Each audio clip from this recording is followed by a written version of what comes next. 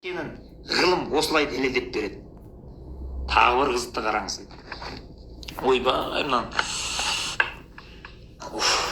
мына фактіні оқимын деп жүрегім ауырып кетті. Ойбай. Мынау қазақ текті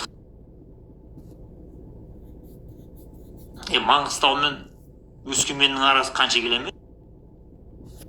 Шетелдегі әріптестерім менің кітабының өртелгенін естігенде сенер сенбесін білмей таң қалды. Қалайша деді олар. Солайша дедім мен.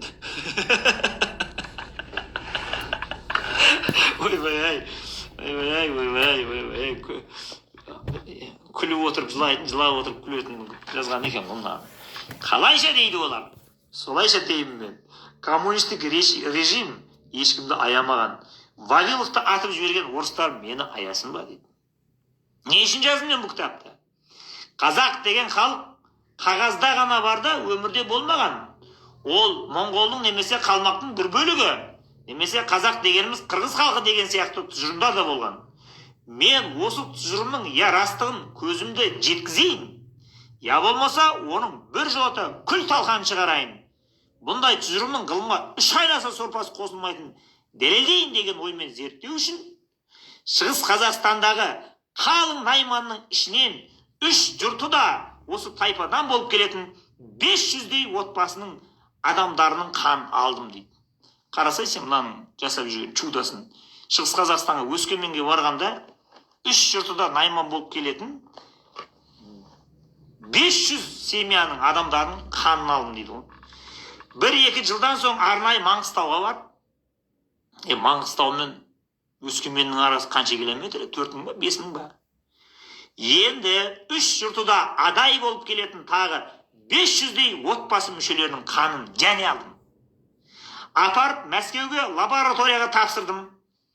1 аптадан соң олар маған нәтижесін беріп тұрып ұрысты. Сен не біздің уақытымызды бос қаласың? Бұл бір облыста тұратын адамдардың қаны ғой деді. Міне, сол кезде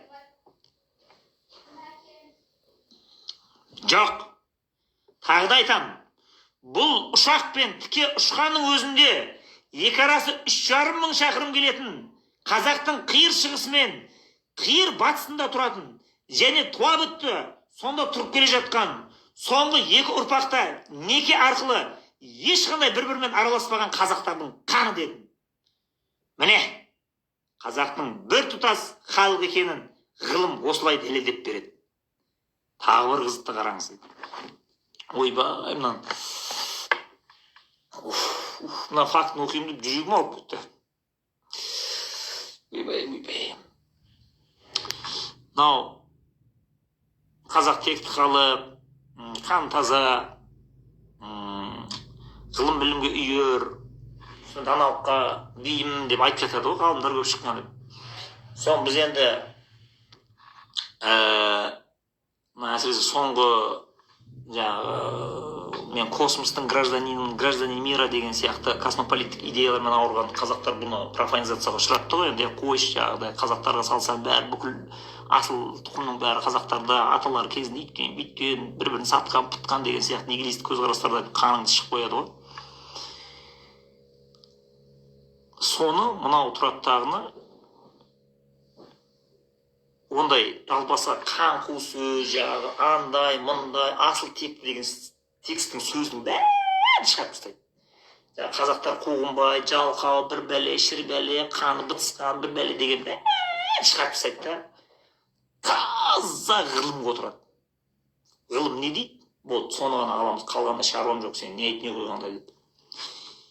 Сүйектағын қараса істеп жүрген Өскеменге барып, 3 атасы найман болып келетін 500 семьяның қанын алып, Маңғыстауға барып,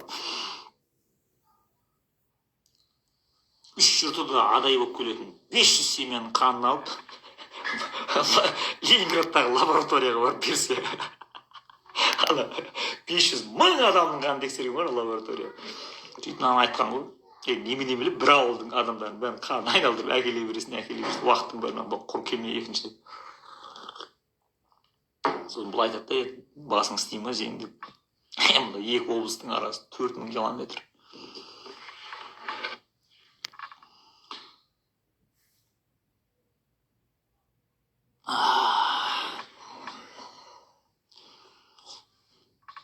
Көрдің, осындай нәрсе оқытылу керек қой негізі мектептегі балдарға. Ғылым болған кезде жаңа дар арқылы ұраншылдық емес, нақты фактіні осылай оқыта салу керек болады. Сонымен өз белгілі болады да әңгіме. Тағы бір қызықты қараңыз. Зайсан көлінің маңында жазда су алып қалатын Жеменей деген өзен бар екен. Ал Маңғыстаудағы адайларда дәл осындай атқа ие ру бар дейді. Рас қой. Маңғыстауға барсаң, Жеменейміз деп сөйлейді олар, адаймыз деп сөйлемейді. Ішкі рулармен атайды бір-бірін. Ал Маңғыстаудағы адайларда дәл сондай ру бар. Батыста елдің аты, шығыста жердің аты. Бұл кездейсоқтық па? Жоқ, өмірде кездейсоқ нәрсе болмайды, айналайын. Философияда да кездейсоқтықтар заңдылығы деген ұғым бар. Оның үстіне алысқа қоймен қыз кетеді деп қазақ көшпенділігінің арқасында ерте заманнан-ақ бір-бірімен құдандалы болып мидай араласқан ел. Жазда малдың қамымен жайлауға шашылып кеткенімен қыста сыр мен шудың бойында, қызылқұм мен мойынқұмның балқашқұмның бойында 300-дің баласының басы түйісетін болған ғой. Сондықтан да сіз байқасаңыз, қазақ тілінде диалекті жоқ. Алтай мен Атыраудың, Көкшетау мен Қаратаудың қазағының тілінде не айма бар ал? Айтыңызшы. Енді бұны диалект жоқ дегенде Қазақстаннан шықпаған, сосын қазақша орысша ғана үйреніп жүрген адамдар көбісі байқамайды. Мына шет тілін үйренетіндер бар ғой. Саған Қытай тілін үйренетін болсаң, сразу айтады саған. Қытай тілінің ішінде сен пекинский диалекті, мандарин үйренесің, ресми тіл сол. Бірақ одан бөлек